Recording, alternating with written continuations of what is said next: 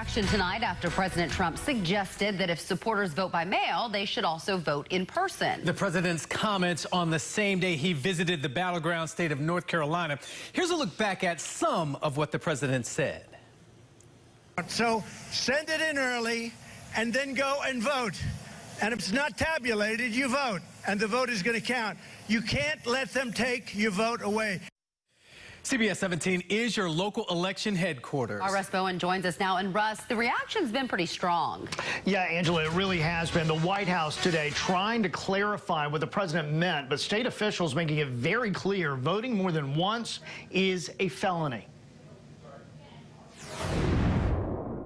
The day before, North Carolina becomes the first state in the country to mail out ballots, a swift response from the State Board of Elections, rushing to make sure people understand voting twice is illegal.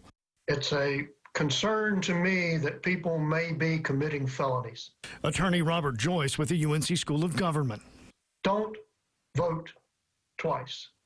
Don't vote in somebody else's name. Don't vote in a place where you're not eligible to vote. These are felonies.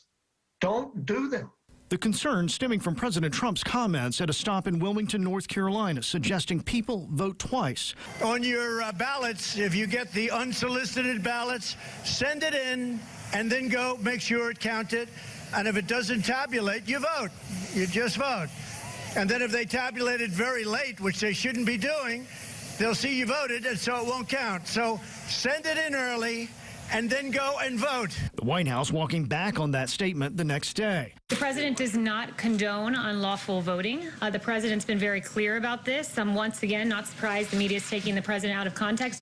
Some political scientists argue this is part of the president's strategy if he loses the election. He'll claim he was robbed, and there'll be a significant number of people, because they have bought into this series of statements, that will believe the same thing the president believes. North Carolina law is clear, says State Attorney General Josh Stein. I was both outraged and really disheartened. It's against the law to vote twice. The president is wrong to tell people to both vote by mail and then try to go vote in person. The sad thing is if people follow his advice, they're committing a felony.